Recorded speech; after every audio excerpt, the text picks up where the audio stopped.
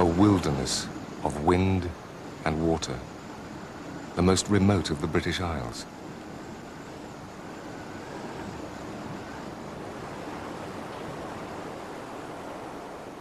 Millions of years ago, this land was covered by ice. Eventually, the great glaciers melted and the sea level rose, creating the 100 islands which we now call Shetland.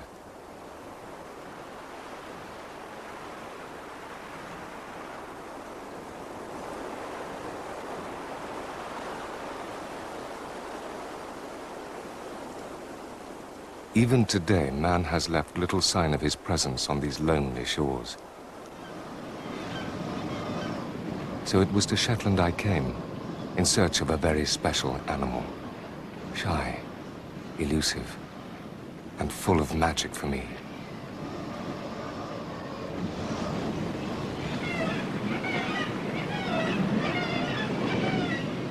These northern shores are one of its last retreats, one place where luck or long watching may at last reward you with a brief glimpse of the wild otter.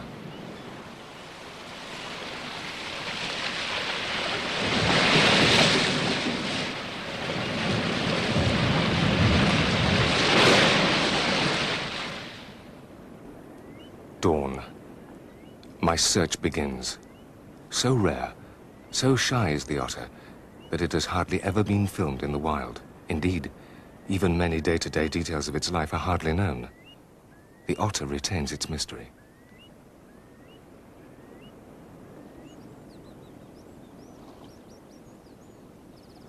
Before I can film it, I must learn to know the otter.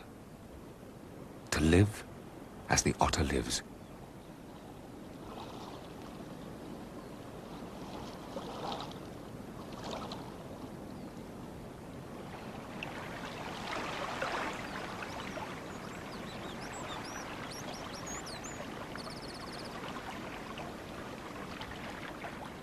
I pace my life to the rhythm of the tides. Generations ago, the Picts did the same. Their broch, their fortified house, still stands, as it did when the first Viking ship entered the bay. The house is deserted now, but the otters remain. In the ancient walls, they have made their halt.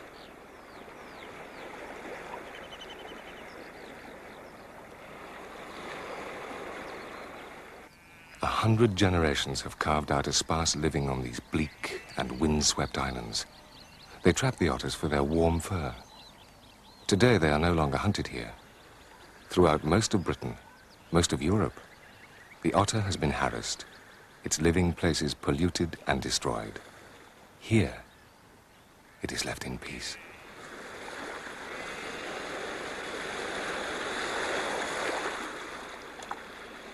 And suddenly, I find a clue. Footprints between the tides, just an hour or two old.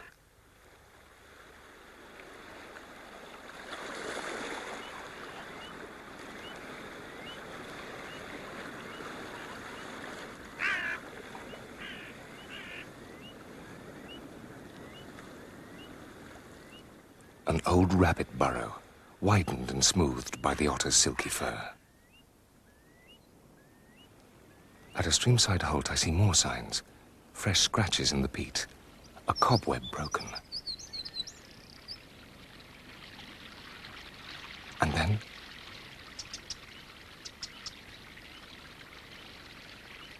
it's gone. Downstream, perhaps.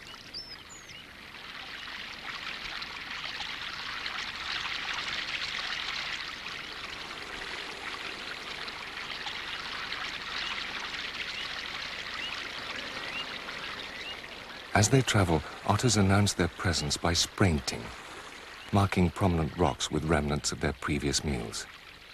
But these fish bones are dried up, at least a week old. The trail is cold. Early spring days pass quickly. Gradually, my knowledge increases. I begin to see otters more frequently, especially one particular animal. Too far away to be sure, but I think it's a female. A bit too small for a male.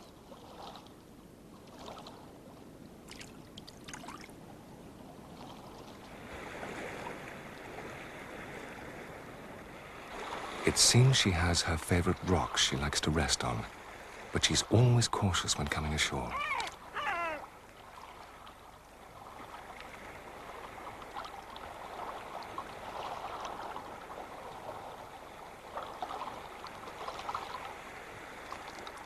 I'm rooted to the spot, hardly daring to breathe, unnoticed, I hope, but not by the curlew.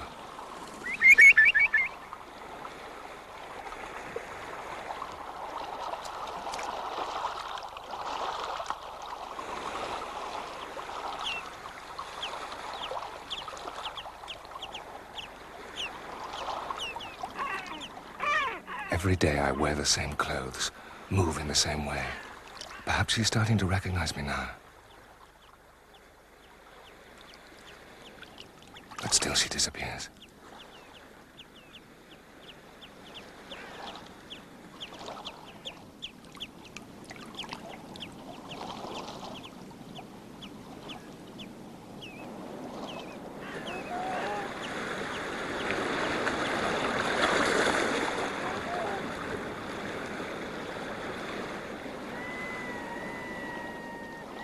Two days pass. No sign. Is she still here?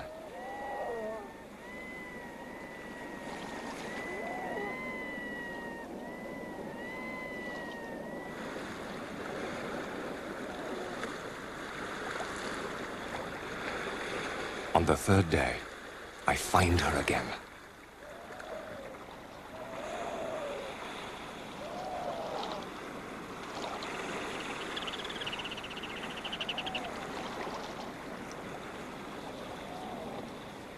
Otter's eyesight is poor, but I must keep downwind. Her nose is sensitive, her ears too.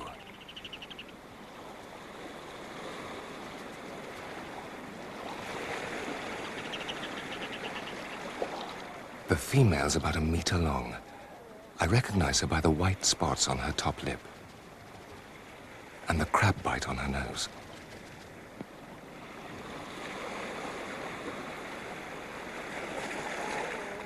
When you get used to them, you can see that males have a broader muzzle, larger ears, a darker pelt.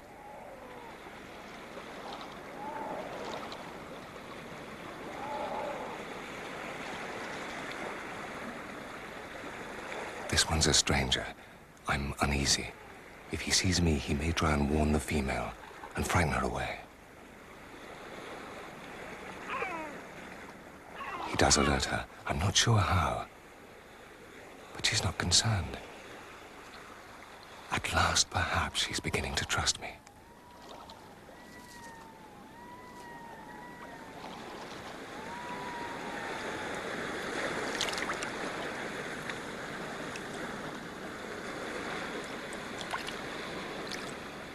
She decides to move, but instead of avoiding me, she actually comes ashore. Now she's just a few feet from me. Nervous, like me.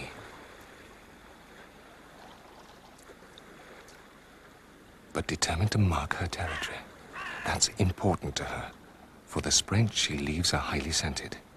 In this way, she communicates her presence to other otters.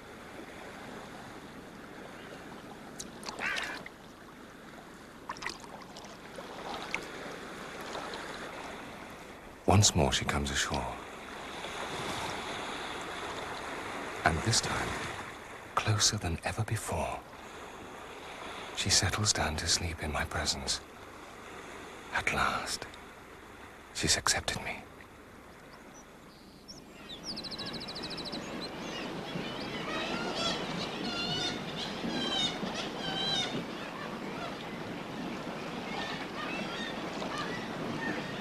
Stormy winter is nearly over. Life is easier for all fishermen. Seabirds return to their cliffs to pair up. The female otter is about to do the same. At first, the approach is cautious. The male has a territory of at least 7 kilometers, overlapping the areas where 2 or 3 females live. For much of the year, they go their separate ways. But now it's spring, the time for courtship.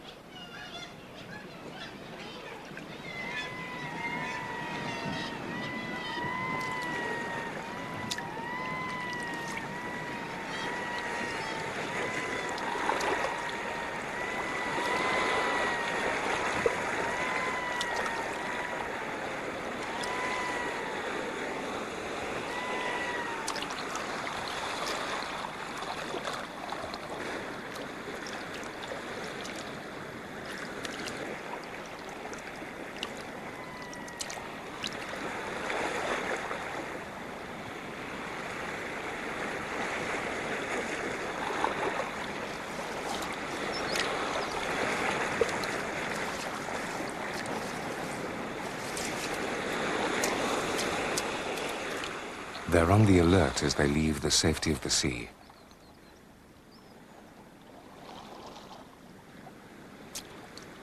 The more cautious male checks the air for hostile scents.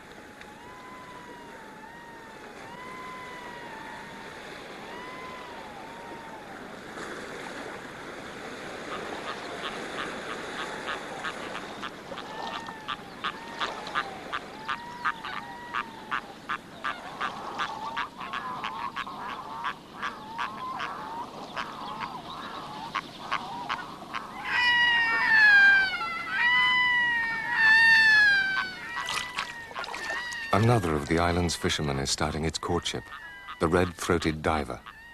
They gather on the freshwater locks behind the shore. Pair after pair fly in to join the bizarre rituals.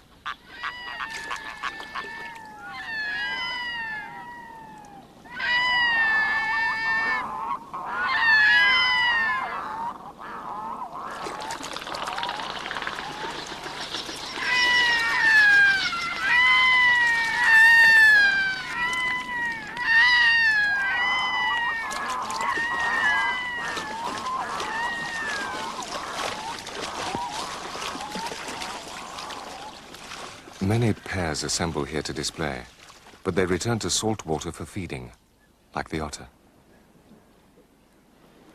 The whole history of Shetland and its wildlife is bound up with the richness of the surrounding seas. Ever since the islands were freed from their blanket of ice, these waters have provided food for human and animal colonists alike, including the otter. The ancient coastline is now 3 meters below the surface, and so provides large areas of shallow water, rich in fish.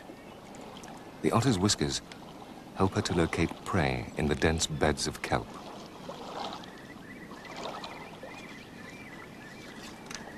Otters feed mostly on live fish, especially slow-moving bottom feeders, like the lump sucker.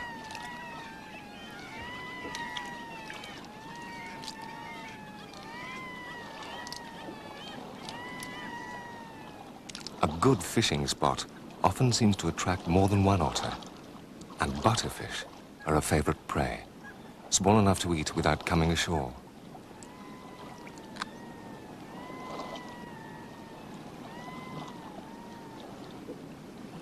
There's seldom competition among otters. Some of their bird neighbors are much more territorial. The black-headed gull, for example.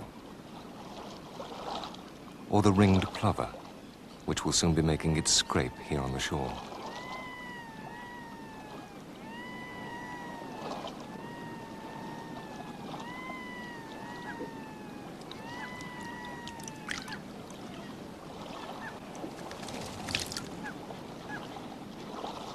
Mid-May, a time of plenty is at hand, for as the sun warms the sea, the plankton blooms, supporting a profusion of life. Kittiwakes return after a winter spent at sea, recolonizing their breeding cliffs.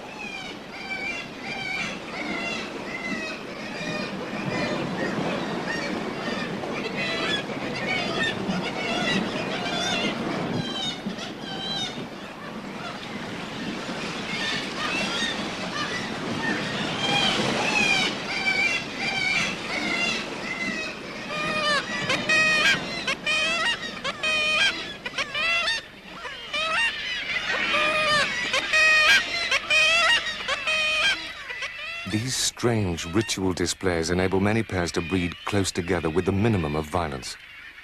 But Shetland seabird colonies are some of the largest in Europe. Competition for space is intense.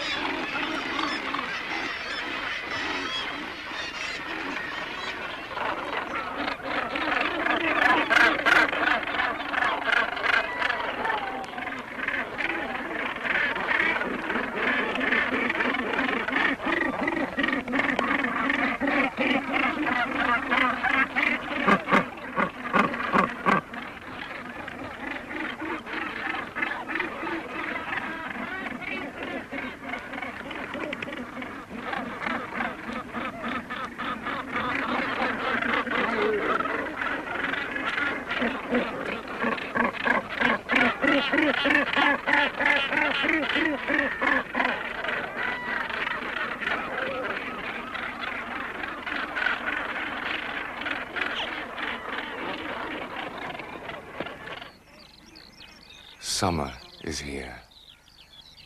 Long days of sunshine and brief nights of twilight. The land of the simmer dim.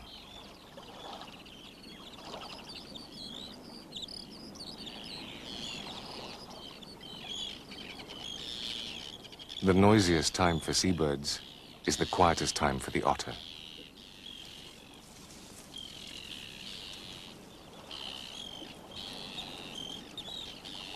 Courtship is over. She looks plump. Perhaps she's pregnant. If so, she won't give birth for another 2 months. By that time, the seabirds will have completed their breeding season.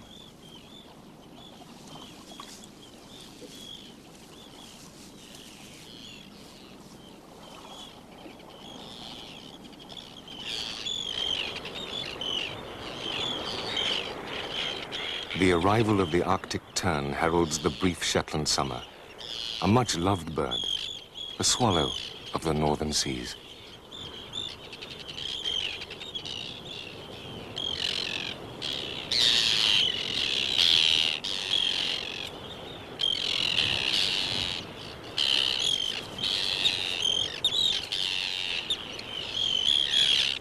A male offers a sand eel to a female who lands in his territory. But she's not given it immediately. It seems there has to be a tug of war before they become a pair. Otters will very occasionally raid tern colonies, not for the eggs, but the adults.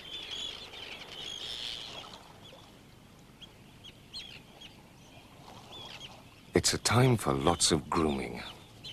Otters molt twice a year. The full molt is in July. The double layer of fur will keep her warm in the coldest of water. But seas are comparatively warm now, and at their most prolific.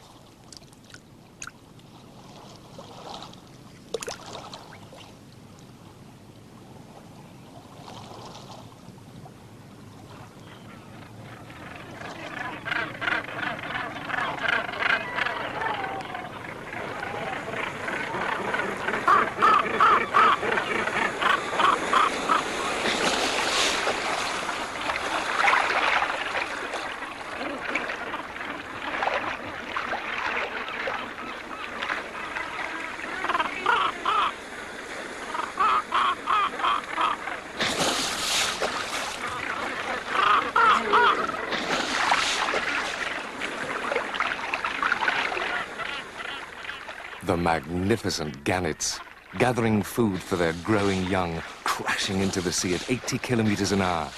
One of the world's greatest plunge divers.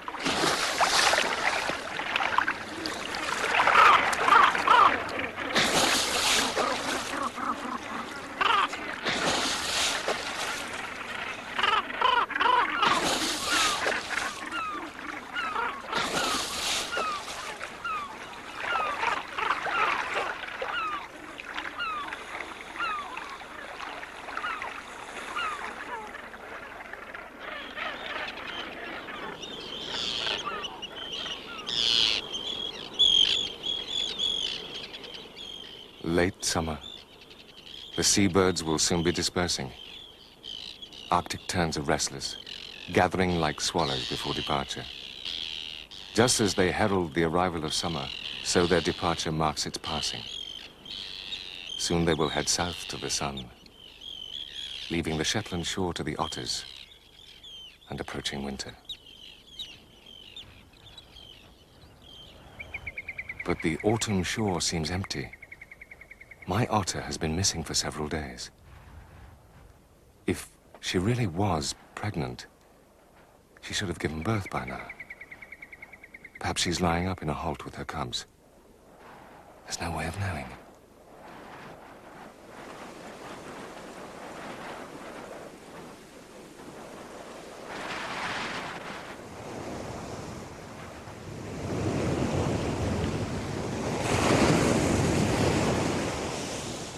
All day I search for the female and find her. in the late afternoon. She swims purposefully. I follow, as fast as I can, hoping she'll lead me back to the Holt.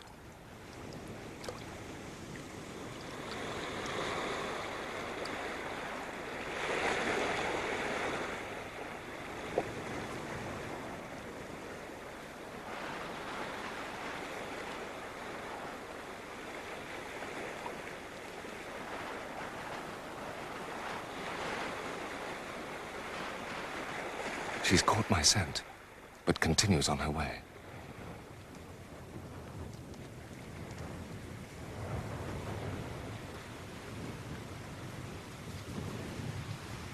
She's aware of my presence, yet still allows me to follow.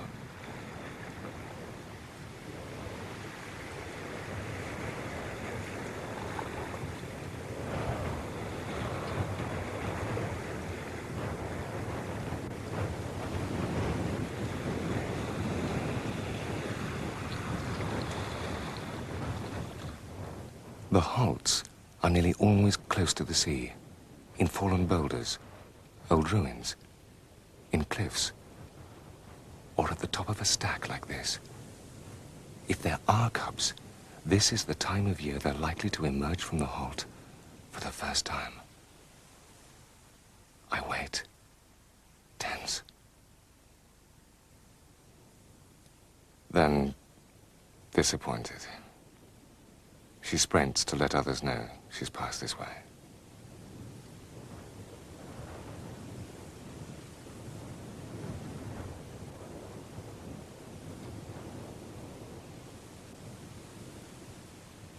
The Holts are evenly spaced, about 500 meters apart.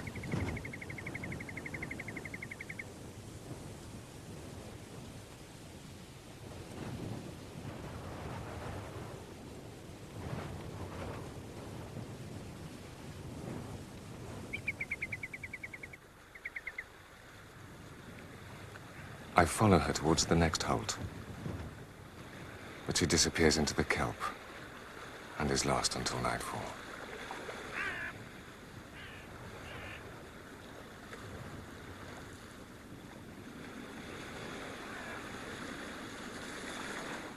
When I do find her again, she's very nervous, hardly daring to move, warily checking for danger along the beach. Every move is tense. I begin to suspect she does have cubs.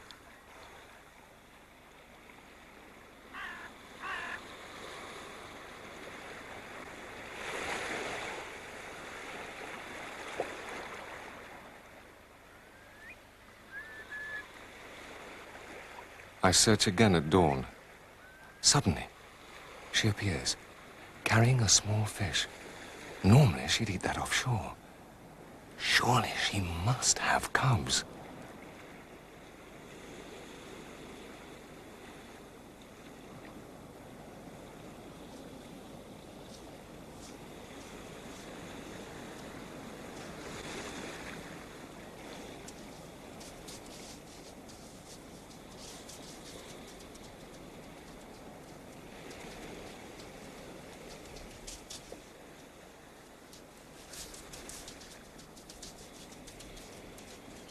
I wait all day, hidden behind the rocks, downwind of her Holt.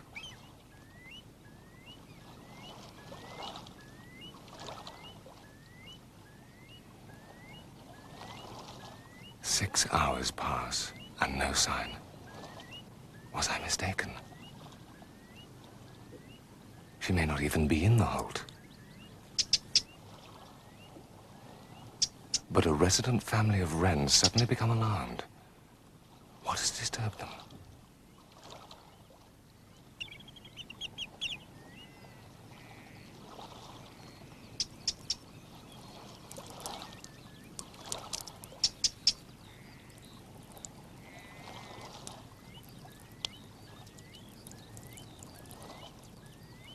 She checks the shore, alert for danger, nervous, smelling human scent.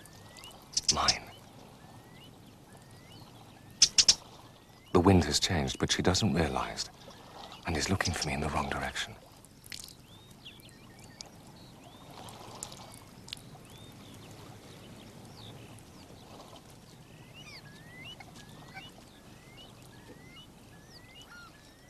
At last, 2 little fluffy bundles. A moment of delight, excitement, and relief.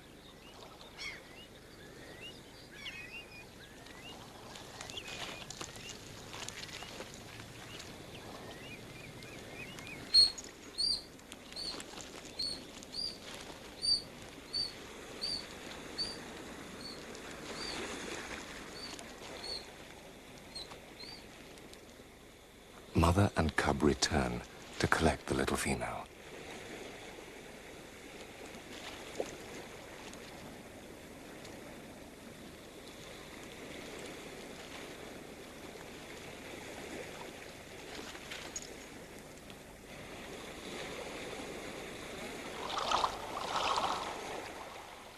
Their spiky fur acts as a life jacket. They can hardly swim yet, let alone dive, and their mother provides all the food.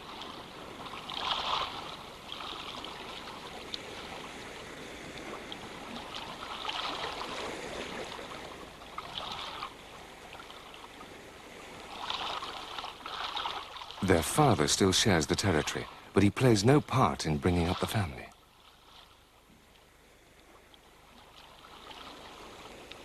He's not welcome near the cubs, and whenever they meet, the female drives him off.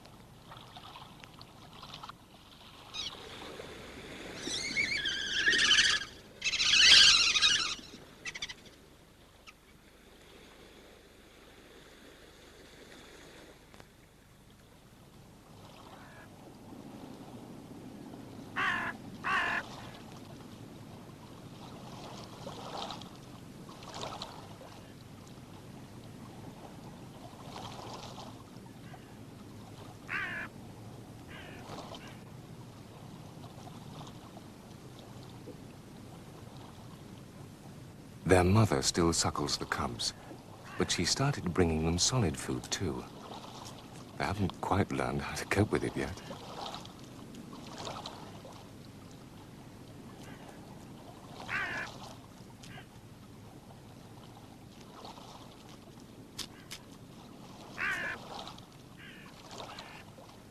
The female hunts close to the shore, keeping an eye on her young family.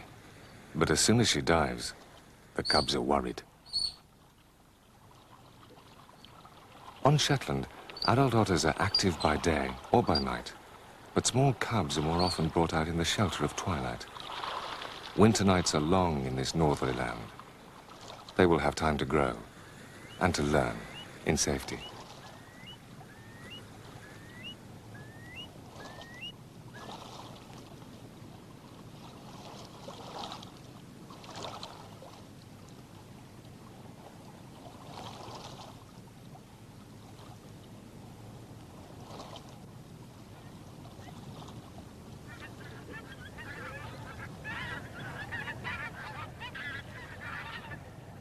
Geese cross the night sky, heading south from their Arctic homelands. Other migrants arrive under cover of darkness. Sea trout, digging out their spawning redds.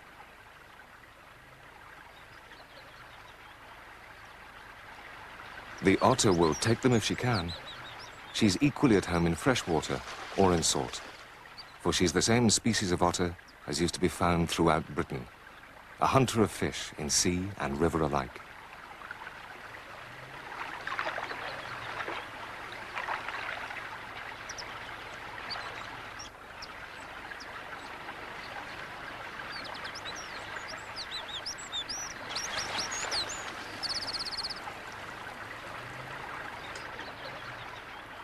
Trout are usually too fast for the otter, but eels are great favorites and easier to catch, found hiding under boulders.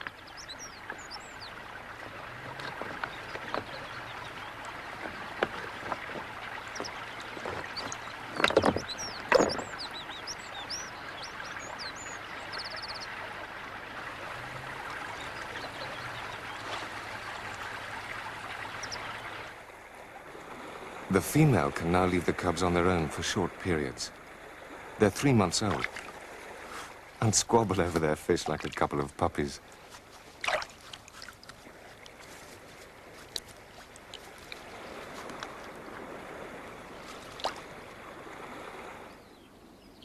She'll only be away for an hour or so.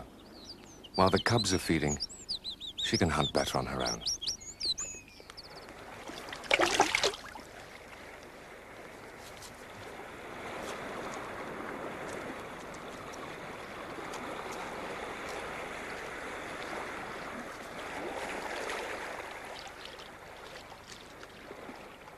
The cubs will eat anything they're given, but the mother is particularly fond of sea scorpions and keeps them for herself.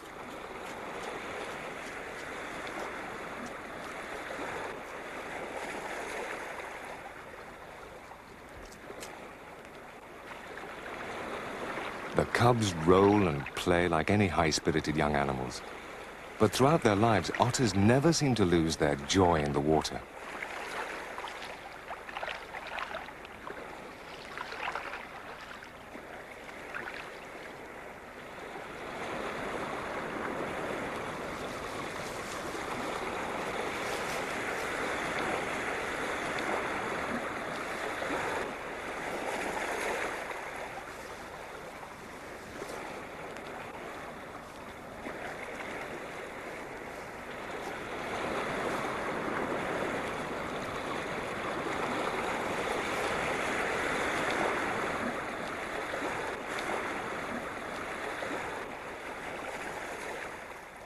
After a couple of hours, the feeding expedition is over, and the female leads her family towards an inland holt.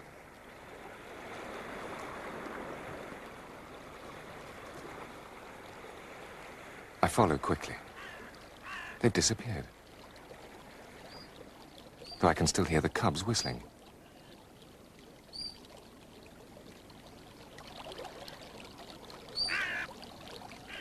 The stream runs underground here. As the cubs scamper to and fro, hoping to catch up with their mother, I try to guess where they'll pop up next.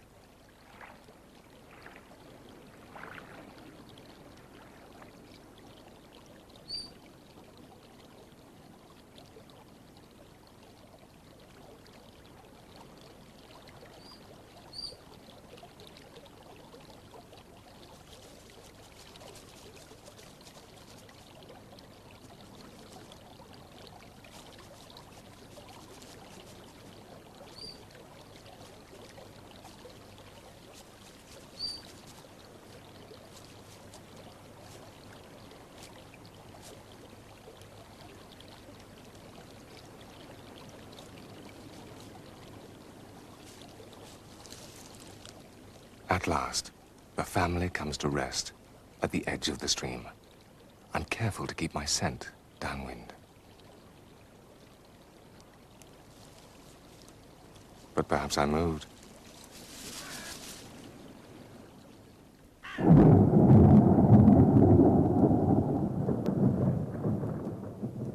Shetland is a wild, tempestuous place. The islands are drenched by frequent storms sweeping in from the Atlantic.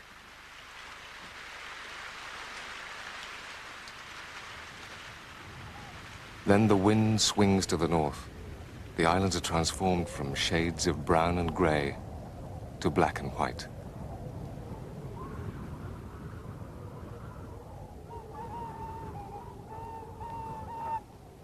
For several days I don't see the otters, but they still seem to be out hunting. Even in the coldest weather, there are plenty of fish in the shallow waters.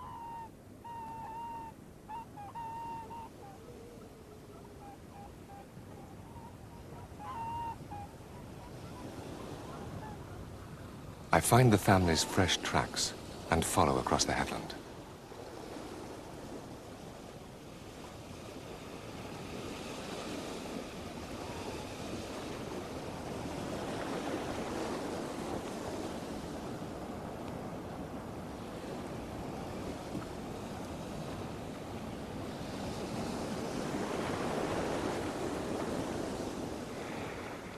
These tracks on the beach are very fresh. I crouch behind a rock, just in time. The cubs are now 6 months old. Their mother often brings them live prey, another stage in teaching them to catch for themselves.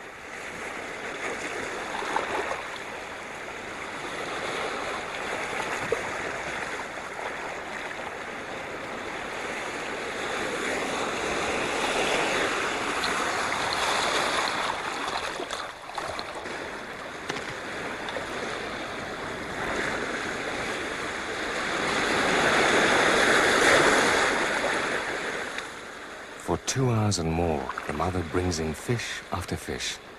But still the little female tries to share the place with her brother.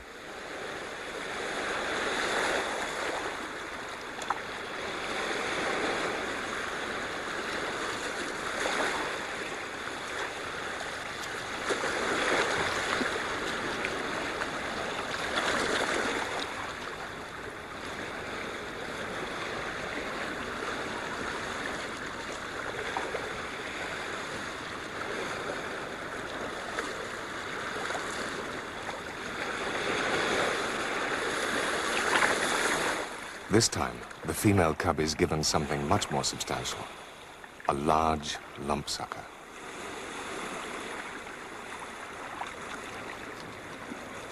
Both cubs are now starting to catch small prey for themselves. The male cub eats his butterfish with evident satisfaction.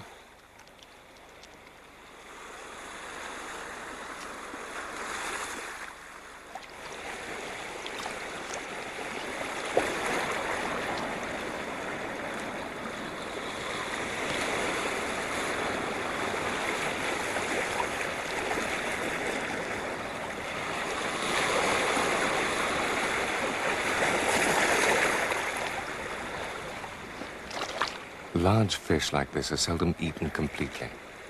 The great black-backed gull knows the otter's habits and waits to finish off the remains.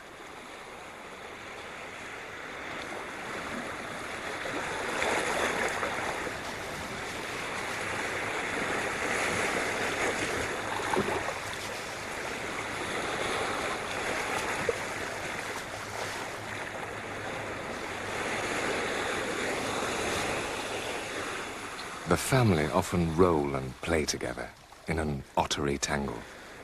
I love watching them.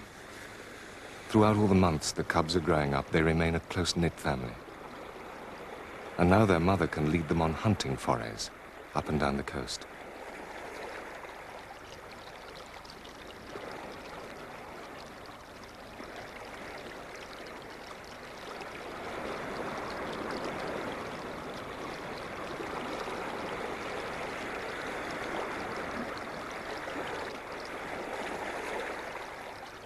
They sprint to mark the route of their journey and drink from the freshwater burn.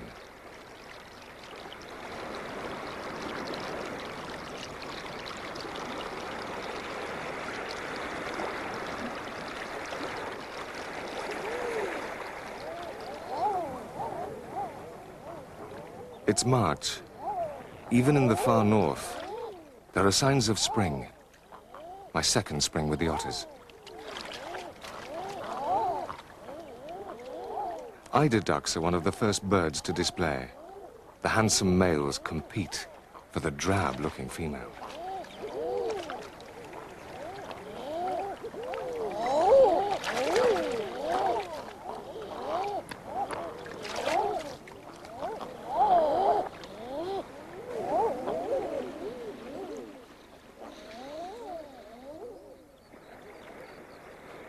For the common seals, this is a quiet spell.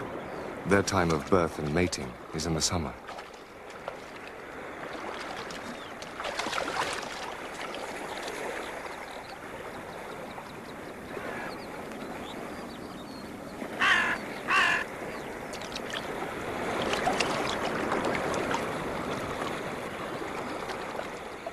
The weather is warmer now. They bask as the tide ebbs, leaving them high and dry. But spring in Shetland is notoriously fickle.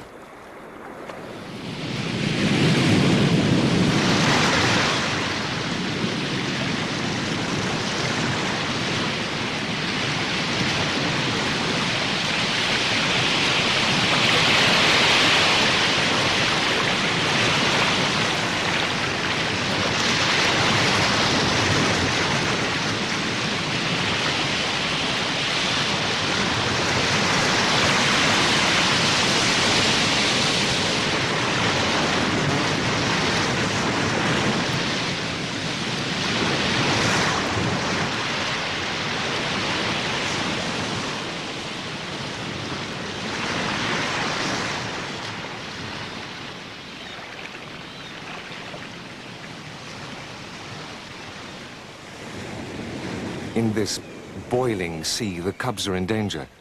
They could be swept out to sea, or dashed against the rocks.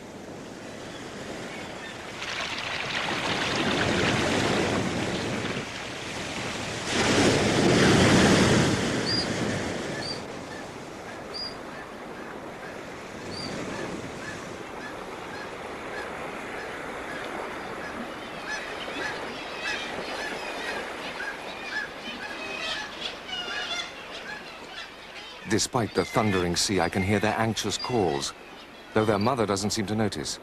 She continues fishing in the teeth of the gale. Adult otters seldom use their voices, but cubs call continually if they get separated.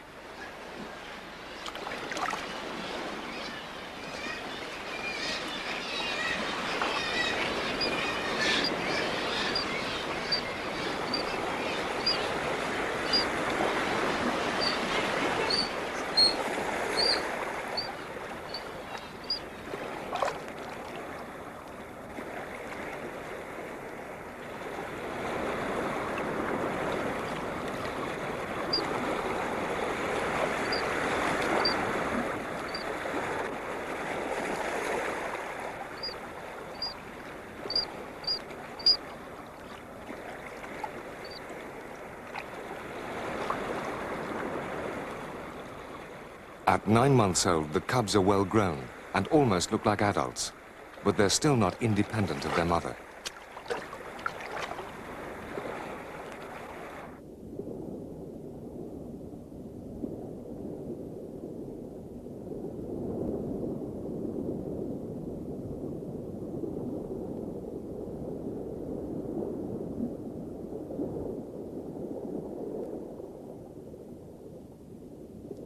They're capable swimmers now, and they can catch their own fish. But their mother can still surprise them with something a bit unusual.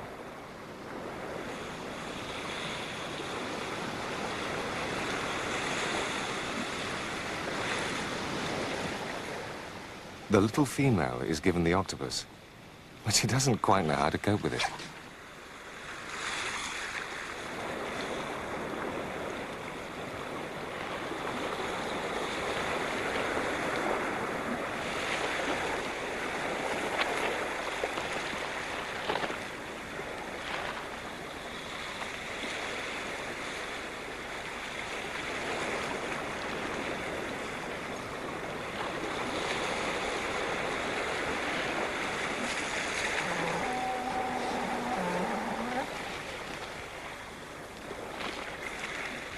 Even after so many hours with the otters, I never weary of watching them. It's hard to believe that any animal can be so completely at home in land and water alike.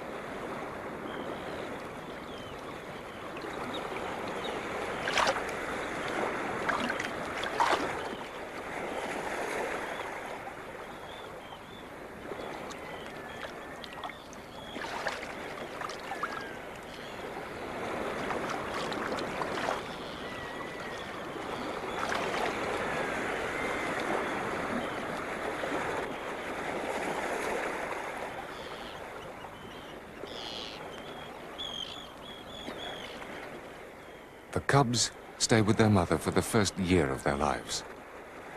Soon the female will drift away. Once again, she'll take up her relationship with the male in preparation for a new family.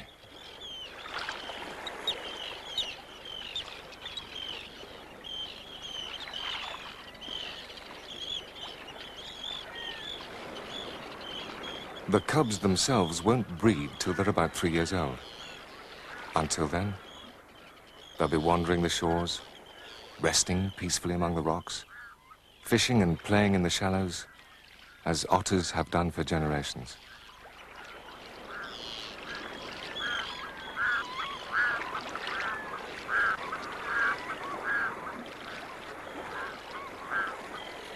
But I shall no longer be here to see them. My search is over. I must leave the 100 islands of Shetland, and that very special part of my life that I shared with a wild otter.